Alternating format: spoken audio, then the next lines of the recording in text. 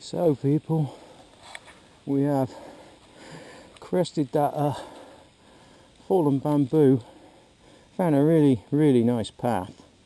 No one's been on it because of the bamboo, so it's not been hacked out, and we reckon we are now 1.7k roughly where the bike was, because I forgot to pinpoint it exactly. I've been walking for a bit before I dropped a pin on it. But we got 1.7 kilometers all uphill, and it says it's about 204 meters elevation, so that's where we're going. We're going to have a quick swig on the electrolytes here, and it is 8:39 in the morning.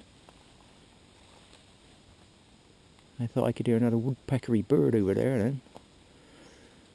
We seem to have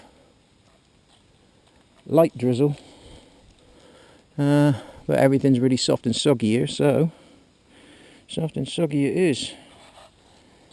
Let's see how we get on later. Oh, she's in the food already, red mushrooms. So Minitron's happy now. We continue.